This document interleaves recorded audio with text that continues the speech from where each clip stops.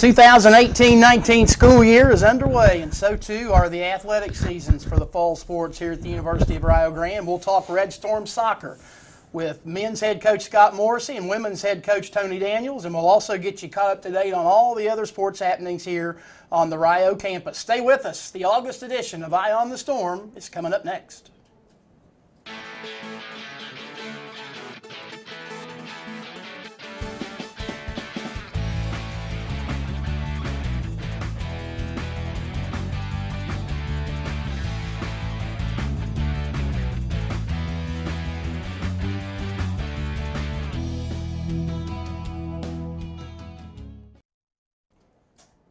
And we welcome you to the August edition of Eye on the Storm. I'm Randy Payton, the Sports Information Director here at the University of Rio Grande. Jeff Lanham, my co-host, our athletic director, he joins us as well, and we are off and running. Seasons are underway, and a lot to talk about. It is, Randy, and as we always say, it's a busy time here at Rio with athletics, and good show lined up here today. Look forward to getting started. Got a couple of guests, and we're going to get started right out of the gate with women's soccer head coach Tony Daniels.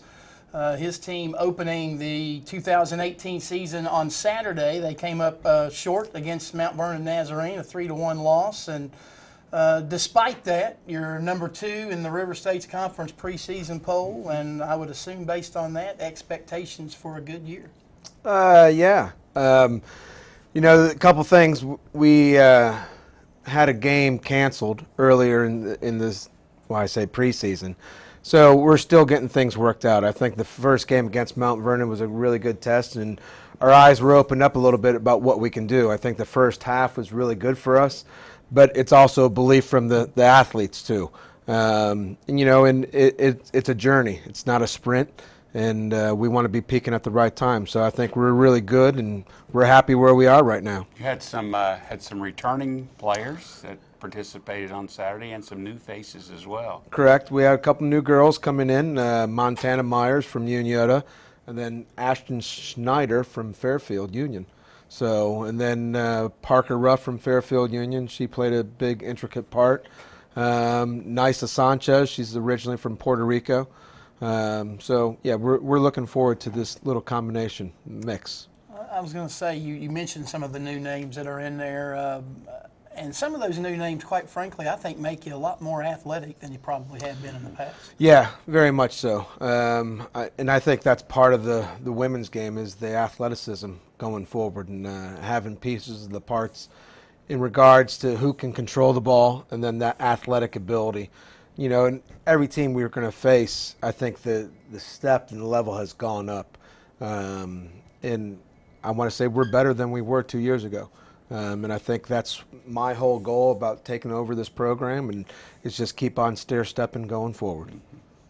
Talk about being picked number 2 in the River States Conference. I know when I mentioned that to you yesterday, you kind of looked at me and were a little bit surprised. Well, yes and no. I know where we finished in the conference at the end of the regular season, and then, you know, my thing is it's not always where you start, it's where you finish. And I think we opened up a lot of people's eyes. When we played Tech in the semifinal game, we outcoached them, outplayed them, and they didn't know what hit them, and they didn't know what was happening. We weren't really ready to go on to the next stage yet. We had a lot of injuries. That was Asbury. That was against Asbury. Who was a very senior-oriented team. Correct. Yeah, I mean, I take it with pride, and I told the girls yesterday, and I think they were very happy as well.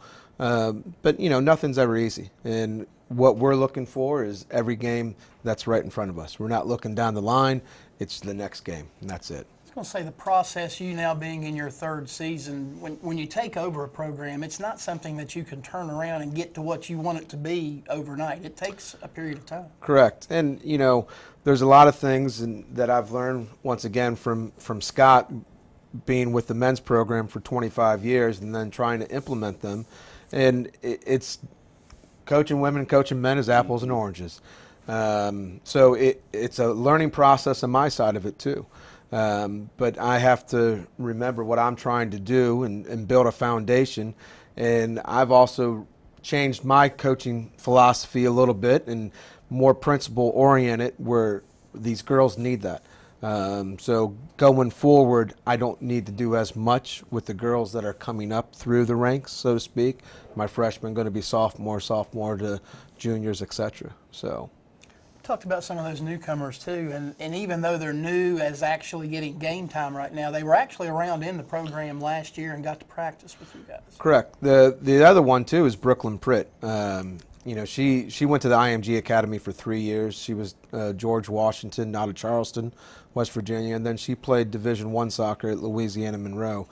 Very athletic oriented, very headstrong, wants to get forward up the line. Athletic ability, so we're looking forward to that. Montana Ashton, same thing, good athletes, good academically. NISA is going to be able to control the middle of the park for us, so yeah. There's a shot from the Mount Vernon game the other night, and we talk about that when you came up short. You're back in action this Saturday as you make the trip down to Tennessee to take on Milligan, and what do we look for out of that? Well, I think it's a perfect game for us to rebound from where we started and try to complete 90 minutes. The girls are looking forward to it. They know what we did wrong. I know what I did wrong, and you know it's done and over with, and you just keep on going forward with that. So Milligan's going to be, we're opening up their season for them. I know it's going to be a little bit humid down there, but I'm looking for revenge from last year. They got out of here 1-0, and I thought we were the better team. They snuck a goal in, and you know that's the game of soccer. So, well, we appreciate you joining us today, and good luck as you head down to Tennessee on Saturday. And I guess next home game will come next Tuesday against Lawrence Tech. Correct, against an opponent we don't know much about, but I think it's good to go ahead and broaden your horizon. So. Lawrence Tech is out of Michigan, right? Out yes, of Detroit. Out of Detroit, Michigan. They're in the Weaviac, or no, the Wolverine Hoosier. Yes, Wolverine Hoosier League is where they're from. So it'll be a good contest for there too. Right. Well, again, we appreciate you coming by today. Well, I appreciate being on here, and you know, hopefully you guys can have me back. We certainly will. Thanks. All right, thank you very much. Thank All right. That's Tony Daniels, the women's soccer head coach here at the University of Rio Grande. His counterpart as far as the Rio men's team is concerned is a familiar face to all here at the University of Rio Grande, and that would be Scott Morrissey. We'll hear from him as soon as we can get him wired up here in just a second. But, Jeff, you were there Saturday night for the women's game. It got off to a good start, and as I said with Coach Daniels a minute ago, you can see that it's a more athletic squad, and I think the expectations out of that team this year are probably warranted. Well, and that's right. You know, they did open some eyes last year when they beat West Virginia Tech in the tournament and advanced to the championship, and I think that's a carryover of how they finished last year. And I agree with Tony too. It's moving. It's not where you start; it's where you end. And they peaked at the right time last year, and hopefully they'll be able to do that again this year with some really athletic players, and so look forward. It'll be fun. We mentioned that we're also joined today by men's head coach Scott Morrissey, and we bring him into the conversation now. You guys also got your season off last weekend out in Chicago. 2 wins, 2 shutout wins, 2 different goalies getting the job done, and I have to think you got to be pretty pleased with that start. Yeah, for sure. I mean, the start, we've always started the season against the Chicagoland Conference schools, St. Xavier. And then to go out there and to actually get 2 results. Played really well on Friday, and then Sunday was kind of a little bit of a struggle for us, having played on Friday, played an opponent that was not playing on Friday. Took us 45 minutes to make some adjustments. Got the result, played fairly well. I thought fitness levels were very, very good on Sunday. With all the circumstances of having played on Friday. Plus the trip, the travel. The travel, hotel, the heat, and all that, yeah. So it was, those were positives. We had some very good performances. Probably most notably, I think our best player on the weekend was Harry Riley. Played exceptionally well on Friday, played very well on Sunday. Some of the newcomers did a pretty good job. We're finding that we're going to have, it's going to take us a little bit of time to kind of get our rhythm, and also to really understand the defending side of the game as a team, because we've got pockets of individuals who want to kind of do things on their own, but it's going to take a little bit of time. But I'm pleased with the start. Well, and Scott, what happens with that is that, I mean, you've got individuals from all over the world that have different backgrounds, and now they're trying to come in, and your coaching staff's job is to try to bring all those together, and that just takes time. Well, yeah, that's not done in 2 weeks. Yeah, the fact of the matter is there's a lot of different philosophies on how the game should be played, and unfortunately, there's only one that really matters right now, and I guess that's mine. So, it's going to take a little bit of time, but I'm pleased. This time last year, we had already encountered several injuries. We had a few setbacks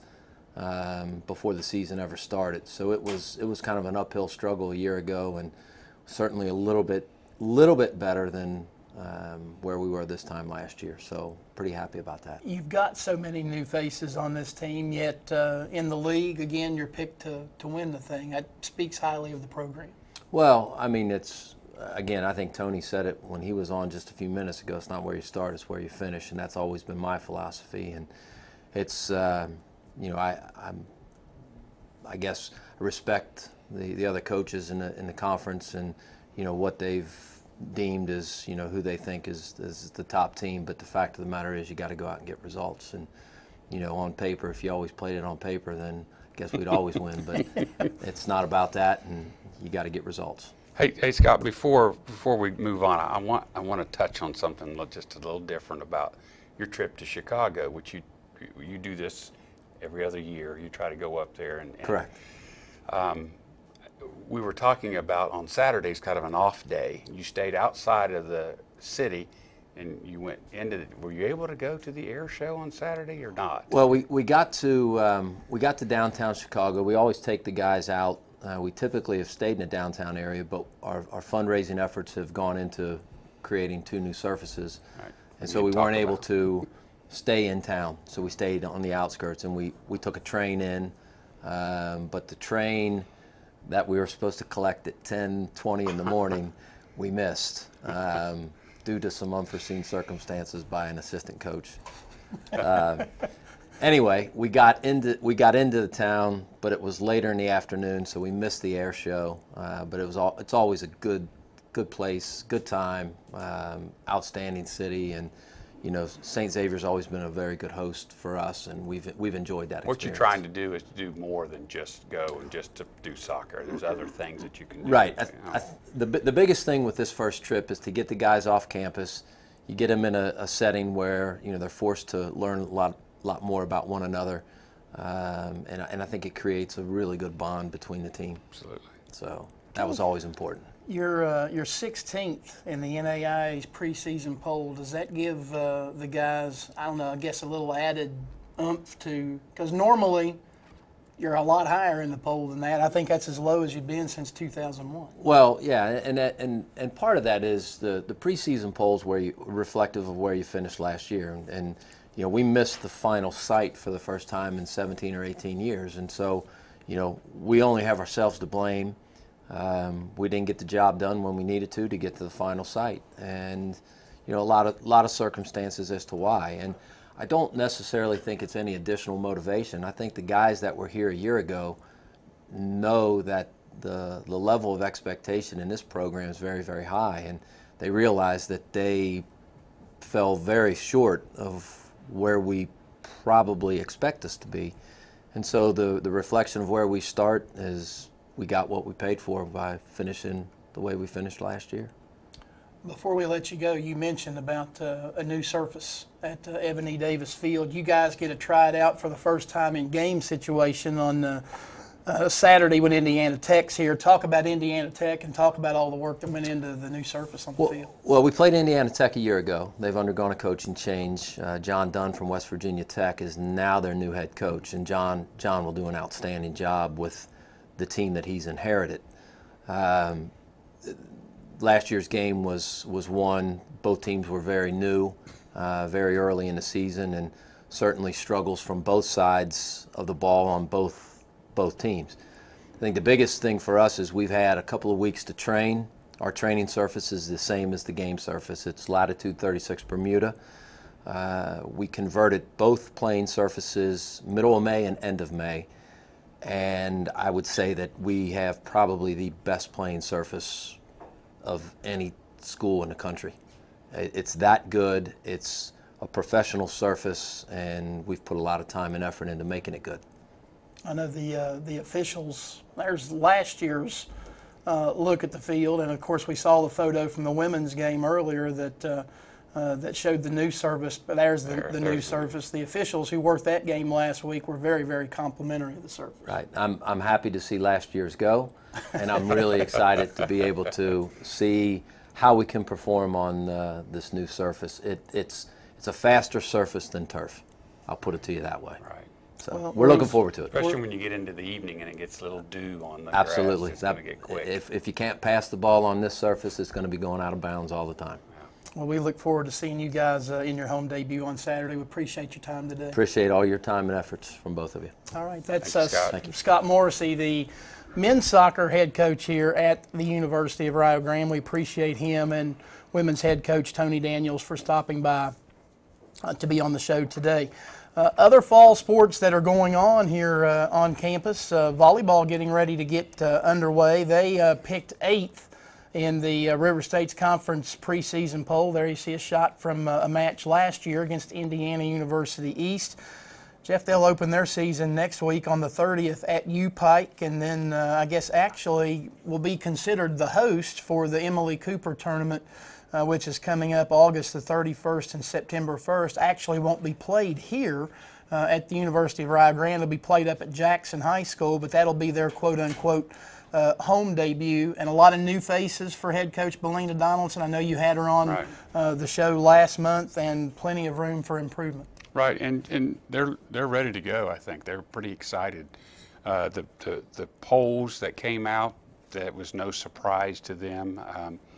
You know, they feel like that they have, I guess, not necessarily improved their individuals, but they've got numbers and they've got more individuals to select from, and you know, they're a volleyball team, which they just had struggles with that. They were young, really young a year ago. Right. And everybody's become another year of playing college soccer, although college volleyball, and the idea that these new girls that she has here now is, you know, they every day they're getting better, and that's what they're trying to do. Talking to her and Sarah Rawls, her assistant, talking about how they have bought into what they're talking about, and that as a coach, you know, Scott said it's his way, and that really is it. It's easier for 12 girls to change to one than it is a one person to change 12 different ways. So they're excited about this.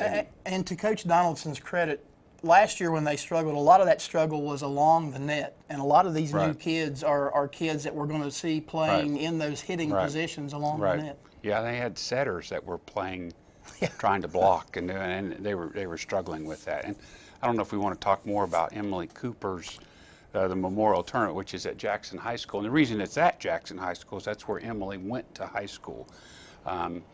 Emily was tragically killed in a car accident a couple years ago. And just recently, before she was in this accident, she was actually named the softball coach at Jackson High School. So there's a lot of connection that's involved there. And she played her softball career at Marshall.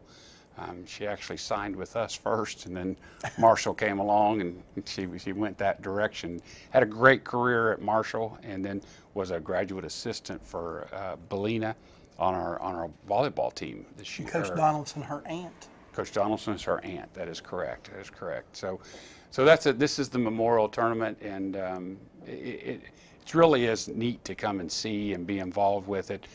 I praise Jackson High School for working with us. Great facility. Yes, the facility is fantastic, and you know they're just doing everything they can to make this work. And it's I just want to praise them for even allowing us to be involved at their site. for this. 2 gyms going on at one time, 5 games each day, and the other schools that are involved in it, or you got Rio, Shawnee State, Point Park, Bluefield College, and Mount Vernon Nazarene, I think are the Good 5. volleyball. That's good volleyball right there. I think Rio's game's on the 31st at 5 and 9, and then at 12 and 2, I believe, on September the 1st on that Saturday. Right. So plenty of volleyball action, and we obviously invite everybody to come out. Be a good weekend of volleyball. It certainly will. We move on to golf as they get underway as well. The women actually in action tomorrow out in Indiana at Trine University. The men will be playing for the first time next weekend up at UNOH. The men have some returnees on their roster. It's basically a brand new women's roster. Right, it is. And we ended up fulfill spring doing some recruiting on campus so that we could fulfill our women's. And we started off late getting started recruiting, and we knew that going in, but he has 9 girls that came in this fall. A few that's not eligible in the fall that will be moving to be ready to go into spring, and that's actually their season is spring, and it stretches into two semesters. But the national championship and the conference championship is in the spring, so they're pretty excited about this on the women's side. Well, and again, those are 2 fledgling programs. You expect struggles out of the gate, which is what they had last year. But then at the same time, you expect them to be a little better this time. And give Coach Wilson and some credit. That was his first go round with college golf, and other than when he played, I mean, he coached high school. Everybody's on a learning curve. Right. He was coaching at high school, of course, but.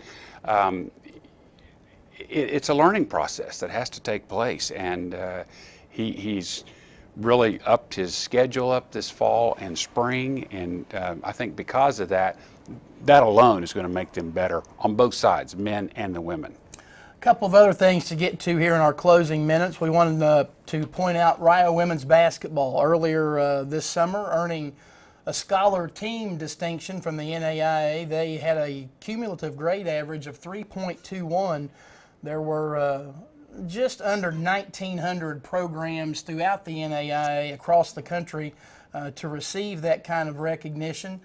Women's basketball, the only one here at the University of Rio Grande, and a tip of a feather in the cap, I guess I should say, to Coach Smalley and his club. They do a nice job, and it's just is a positive, absolutely a positive, something we want to call out.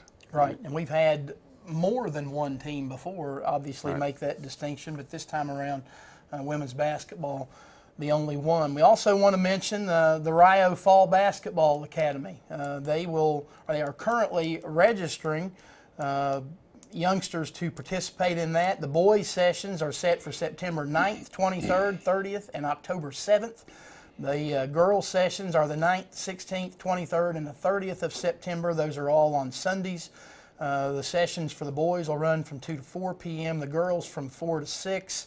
And it's another example of Coach French and Coach Smalley doing what they can to involve the youngsters in the local community and in the outlying communities and get them involved and working to get excited about Rio basketball. It is, and the workers of this are the team members. So correct. That's what I think is the connection that we have with the young people here in the community. Is coming in and getting to know those players and being able to interact with them. Hopefully get them to come back and watch them play this winter. And one other thing we want to get to, we say congratulations to Rio softball coach Chris Hammond, who earlier this summer was named the River States Conference Coach of Character Award winner. He is eligible for the national honor, which will be announced in September. And you and I are both pretty close to Coach Hammond, and they're actively involved in a lot of different things, and he's very deserving of the award. It is, and he does a nice job with his team. He does a lot of extra things. I probably am going to buy him a razor. I'm going to do that on his picture. I got to give him a hard time about that. So, of course, I got a little bit here too. So that's the same thing. He does a nice job, and we're very fortunate. We are very fortunate to have Coach Hammonds with us, and he continues to move forward. And to be completely honest about it, Coach Hammond was nominated by the softball coach out of IU Southeast, but you could probably go down the list of any of the coaches here at Rio Grande Correct. that would fit that bill. Correct. It is correct, and it's a positive that we have those kind of awards coming out of our coaches. And I say this all the time, that we have so much experience here at Rio Grande across our coaching staff, and it's just it's really phenomenal for a school our size to have that many years of experience.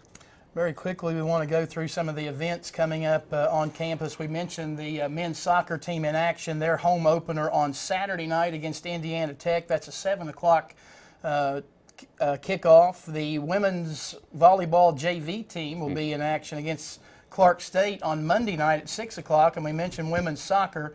They'll be back in action at home on Tuesday at 5 o'clock. And actually, the volleyball team making its home debut here on campus, that'll be on September the 6th when they host the University of Pikeville. We are out of time. We appreciate Coach Daniels and Coach Morrissey for joining us, and we invite you to join us for the September edition of Eye on the Storm. I'm Randy Payton, that's Jeff Lamb, and we'll see you next month on Eye on the Storm.